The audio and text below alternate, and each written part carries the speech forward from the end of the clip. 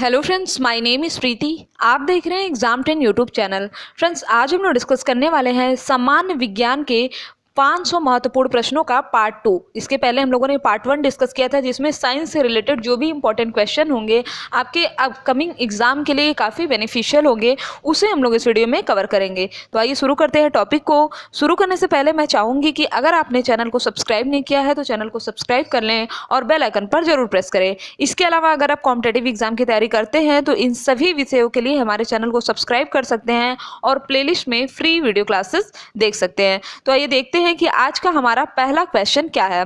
पहला क्वेश्चन हमारा कि भारतीय अंतरिक्ष कार्यक्रम के जनक कौन है। याद रखिएगा, इसमें हमसे क्या पूछ रहा है कि अंतरिक्ष कार्यक्रम के जनक कौन है। तो हमारा सही आंसर क्या होगा?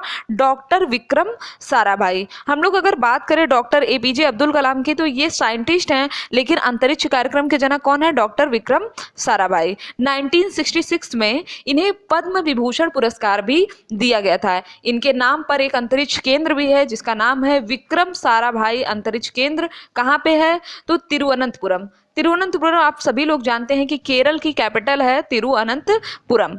अगर अंतरिक्ष की बात आ गई है तो अब इससे रिलेटेड जो भी इंपॉर्टेंट क्वेश्चंस होते हैं उनको भी हम लोग इस वीडियो में एक बार देख लेते हैं। जैसे अंतरिक्ष की बात आ गई है तो हमें क्या जानना है? सबसे पहले इसरो के बारे में, जिसका फुल फॉर्म है इंडियन स्पेस रिसर्च ऑर्गेनाइजेशन। इसका मुख्यालय कहाँ है? यह भी क्वेश्चन आता है। तो इसका मुख्यालय है बंगलुरु, कर्नाटक में। इसका गठन कब हुआ? 15 अगस्त 1969 को। और वर्तमान में इसके अध्यक्ष कौन है? के सिवान है इसके अध्यक्ष। थोड़ा सा पास्ट में चलते हैं और देखते हैं कि इसरो ने अपना पहला उपग्रह कब लॉन्च किया, किसकी सहायता से लॉन्च किया।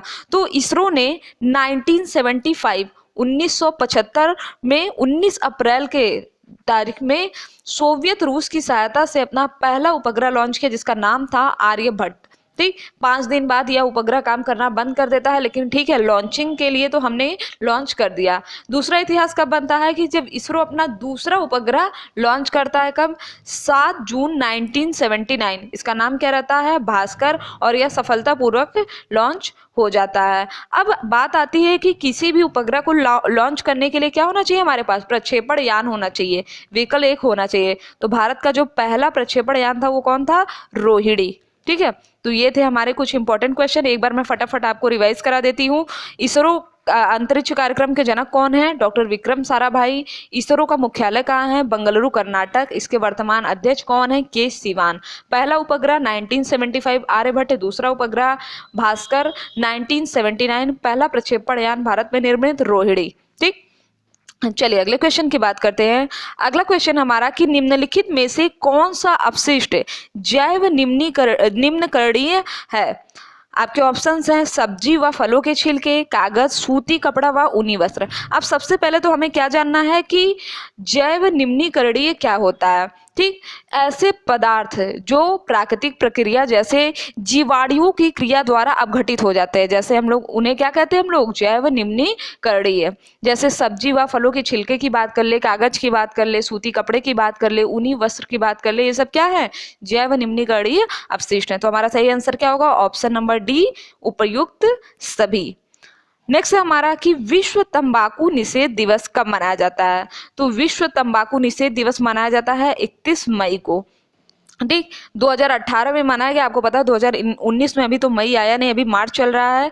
तो 2018 का जो सब्जेक्ट था वो क्या था? इसका सब्जेक्ट था तंबाकू और हृदय रोग। इसकी शुरुआत तो इनिशियल इसके लिए सबसे पहले प्रयास किसने किया था? WHO ने, वर्ल्ड हेल्थ ऑर्गेनाइजेशन ने 1987 में इसके लिए एक प्रयास किया। ठीक, और 1988 से 31 मई को पूरे विश्व में विश्व तंबाकू दिवस के रूप में मनाया जाने लगा।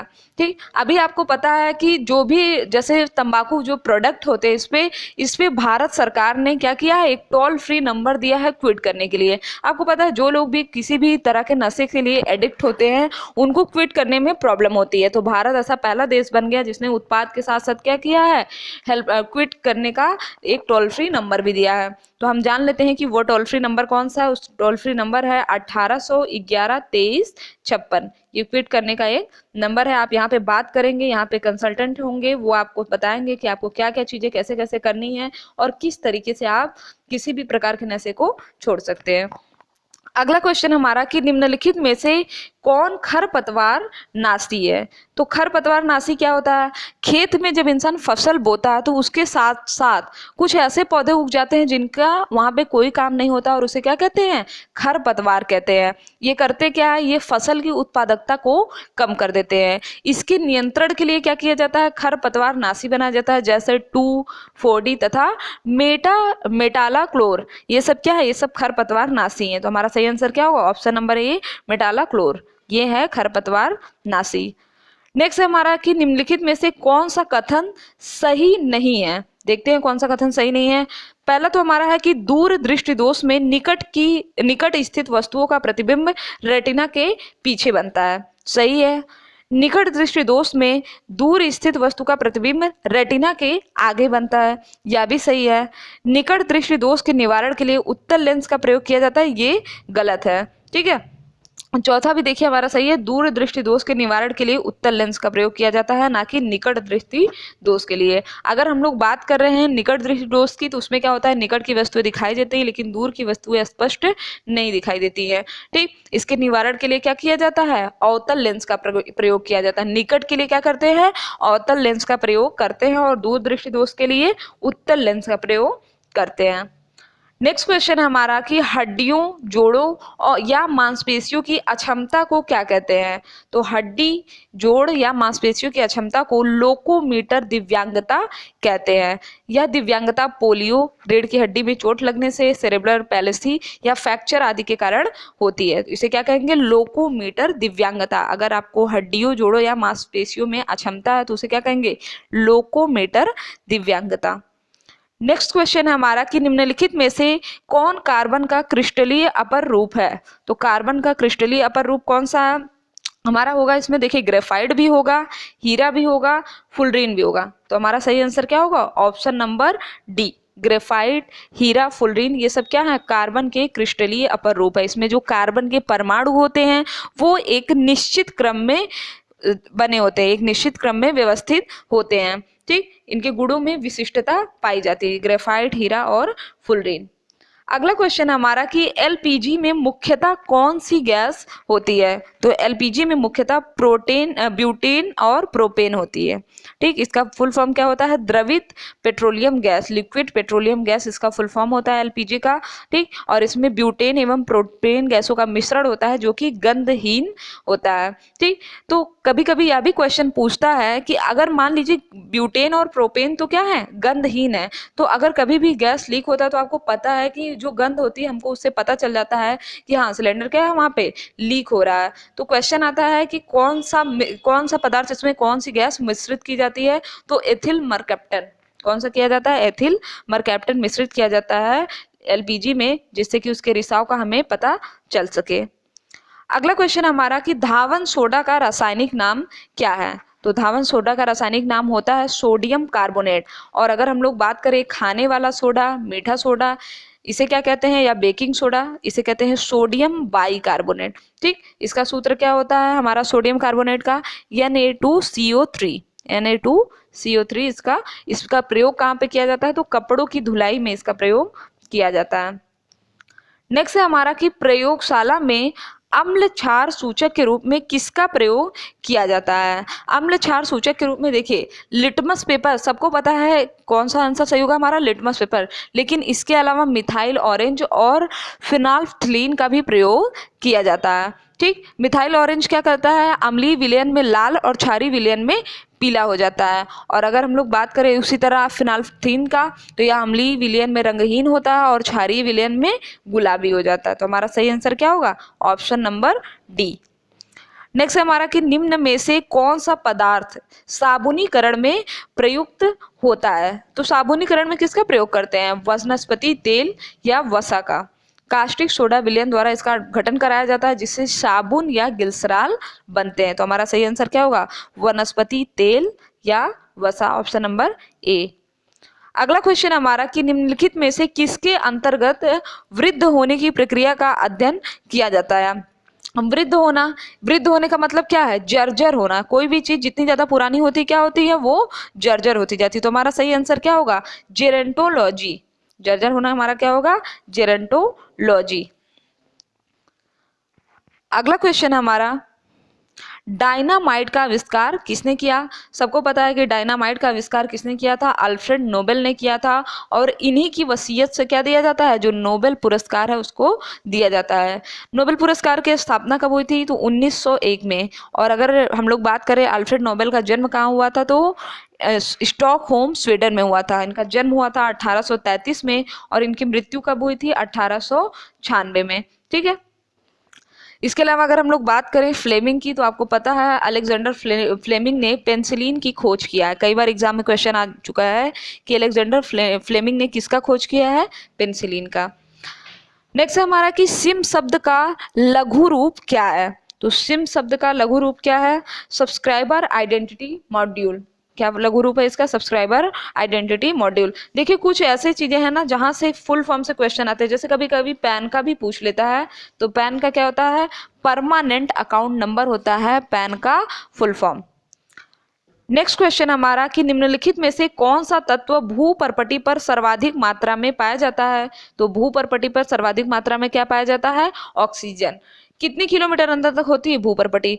34 किलोमीटर अंदर तक होती है। और ऑक्सीजन कितने परसेंट पाया जाता है? 46% ऑक्सीजन पाया जाता है। इसके बाद सिलिकॉन पाया जाता है, फिर एल्यूमिनियम पाया जाता है 8%, उसके बाद लोहा एंड देन मैग्नीशियम। तो सबसे ज्यादा कौन सा तत्व पाया जाता है? ऑक्सीजन 46%, उसके बाद सिलिकॉन। ठीक है। चलिए अगले क्वेश्चन की बात करते हैं।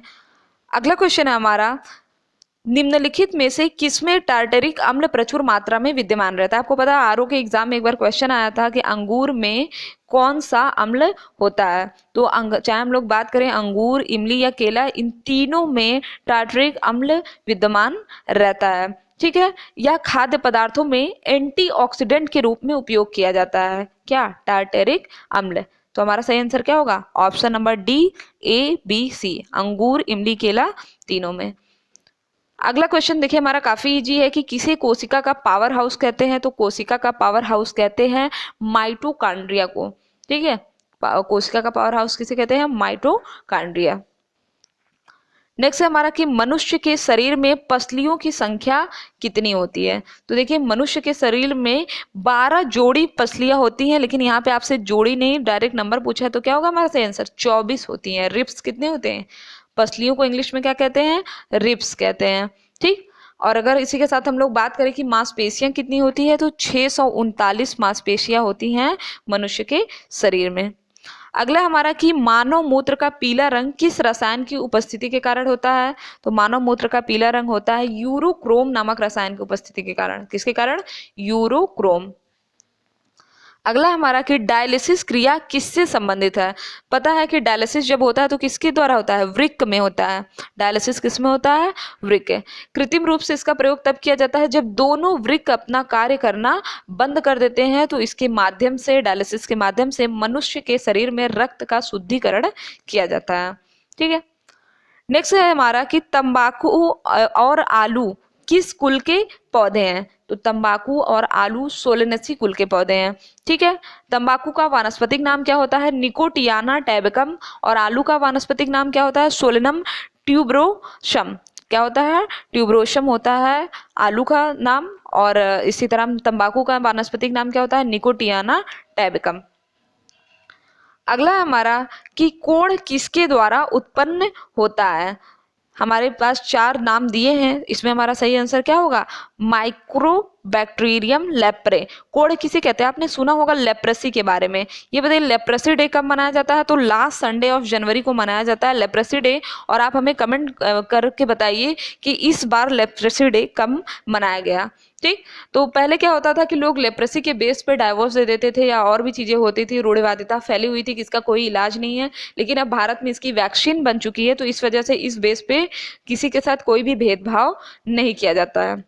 और यह किससे होता है? कोढ़ या होता है जीवाणु से, जिसका नाम क्या है? Mycobacterium leprae.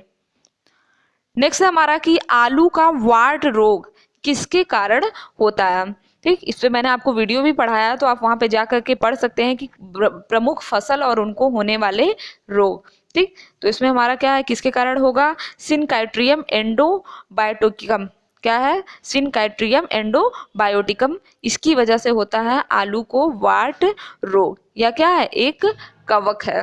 ठीक है, इसके साथ साथ हम यह भी जान लेते हैं जैसे धान को कौन सा रोग होता है, जो एग्जाम में कई बार पूछा जाता है, तो धान को झुलसा या ब्लास्ट रोग होता है। ठीक, गेहूं की बात करें तो गेहूं को हरदा या फिर जिसे हम लोग कहते हैं काला कीट रोग होता है। चने का इंपॉर्टेंट है, चना भी पूछा जाता है, चने को कौन सा रोग होता है, तो चने को उकटा रोग होता है। उकटा रोग किसे होता है, चने को। इसी तरह मूंग और उड़द को कौन सा रोग होता है, इसे होता है मोजैक रोग। ठीक, चलिए अगला क्वेश्चन हमारा, निम्नलिखित में से किस विटामिन में कोबाल्ट उपस्थित होता है। क्वेश्चन क्या हमारा कि कौन से विटामिन में कोबाल्ट उपस्थित होता है। अब आपको ऑप्शन में क्या क्या दिया है, B1 B2 B6 B12। ये देखिए विटामिन बी के सब पार्ट है। ठीक, विटामिन, इसमें हमारा सही आंसर क्या होगा इसमें हमारा सही आंसर होगा विटामिन B12, जिसका नाम क्या है, साइनोकोबाल्मिन। इसे इसमें क्या पाया जाता है, कोबाल्ट उपस्थित रहता है, इसका नाम क्या है, साइनोकोबाल्मिन। इसी तरह B9 का पूछता है कि फॉलिक एसिड किसमें पाया जाता है, तो B9। ठीक, B7 का नाम क्या है, बायोटिन। B6 का नाम क्या है, B6 का नाम है पायरिडॉक्सिन। और B5 का क्या है, पेंटोथेनिक एसिड। उसी तरह हमारा है कि B2 का क्या है, B2 का है राइबोफ्लेविन। ठीक है, और विटामिन B1 का होता है थायमिन। चलिए अगले क्वेश्चन की बात करते हैं, ताप नियंत्रण का केंद्र मानव मस्तिष्क के किस भाग को कहा जाता है। ठीक, तो इसमें हाइपोथैलेमस को कहा जाता है। मानव मस्तिष्क का कौन सा भाग है, हाइपोथैलेमस, जिसे कहते हैं ताप नियंत्रण का केंद्र। अगर मानव मस्तिष्क की बात करें तो कुल कितने भागों में विभाजित होता है, तो कुल 3 भागों में होता है मानव। कौन कौन सा, अग्र मस्तिष्क, मध्य मस्तिष्क और पश्चिम मस्तिष्क। इसमें क्या होता है, और भी क्वेश्चन आते हैं, जैसे खोपड़ी में कितनी हड्डियां पाई जाती हैं, तो 8 हड्डियां पाई जाती हैं। और सबसे बड़ा भाग कौन, मानव मस्तिष्क का सबसे बड़ा भाग कौन सा होता है, तो प्रमस्तिष्क, जिसे हम लोग क्या कहते हैं, सेरेब्रम के नाम से जानते हैं। ठीक, तो ये थे हमारे important question, and I hope कि आपको वीडियो पसंद आया होगा। और अगर आप चाहते हैं कि इस सीरीज़ को कंटिन्यू रखा जाए तो हमें कमेंट बॉक्स में ज़रूर बताएं, ये आपके लिए काफ़ी हेल्पफुल होगा, तो इसे और भी लोगों के साथ शेयर जरूर करें। Thank you friends, thank you so much. Video पे ऐड आए तो ऐड को स्किप मत किया करिए, ऐड को पूरा देखा करिए। Thank you.